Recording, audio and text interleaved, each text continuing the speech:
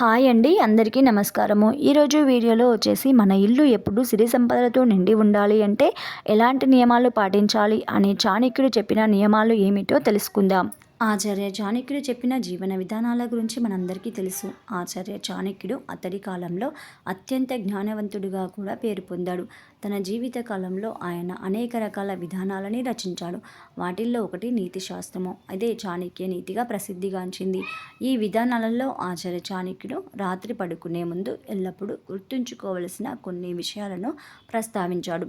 ఎవరైనా సరే ఈ విషయాలను జాగ్రత్తగా ఆచరిస్తే వారి జీవితము సంపద శ్రేయస్సుతో నిండిపోతుంది. ఆ నియమాలను పాటిస్తే లక్ష్మీదేవి అనుగ్రహము కలిగి ఆ ఇల్లు ఎల్లప్పుడూ కూడా సిరి సంపదలకు ఎలాంటి లోటు లేకుండా ఉంటుంది.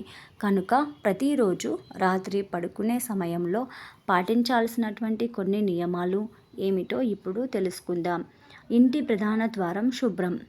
ఇంటి ప్రధాన ద్వారం ఎప్పుడు శుభ్రంగా ఉండేలా చూసుకోవాలి. అనగా చాణక్య నీతి ప్రకారము మీరు మీ జీవితంలో ఏదైనా డబ్బుకు సంబంధించిన లేదా ఆర్థిక ఇబ్బందులను ఎదుర్కొంటుంటే రాత్రి పడుకునే ముందు ఇంటి ప్రధాన ద్వారం పూర్తిగా శుభ్రం చేయాలి. అంతేకాదు ఇంటి ఉత్తరం వైపు కూడా సరిగ్గా శుభ్రం చేయాలి.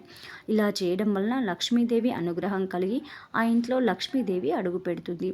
ఉదయం ఇంటి తలుపు తెరవడానికి కూడా నియమాలను పాటించాలి. పెరటి తలుపు ముందు తెరిచి తర్వాత వీధి తలుపులను తెరవాలి. అదే సమయంలో చెత్తను ఇంటి నుంచి బయటకు తీసుకువెళ్లే సమయంలో కూడా జాగ్రత్త వహించాలి. పూజా స్థలంలో సమర్పించిన పువ్వులను తొలగించాలి. ఆచార్య చాణక్యుడి ప్రకారము రాత్రి పడుకునే ముందు ఉదయం పూజలో ఉపయోగించిన పువ్వులను తీసివేయాలి. అంతేకాదు దేవుడి పూజ గదిలో ఉండే కలశాన్ని శుభ్రమైన స్వచ్ఛమైన నీటితో నింపాలి. ఇలా చేయడం వలన జీవితంలో డబ్బుకు సంబంధించిన సమస్య ఎప్పటికీ రాదు. రాత్రి సమయంలో దీపం వెలిగించడం చాలా శుభప్రదం.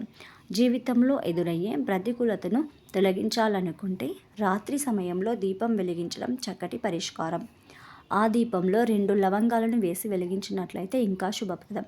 ఇలా చేయడం వలన జీవితం నుంచి మాత్రమే కాదు, ఇంటి నుండి అన్ని రకాల ప్రతికూల శక్తులు తొలగిపోతాయి. ఇదండి ఈరోజు వీడియో. ఈ వీడియో కనుక మీకు నచ్చిందని అనుకుంటున్నాను. ఈ వీడియో కనుక మీకు నచ్చినట్లయితే లైక్ చేయండి, షేర్ చేయండి, సబ్స్క్రైబ్ చేయండి. మరొక మంచి వీడియోతో మళ్ళీ కలుద్దాం. Thank you.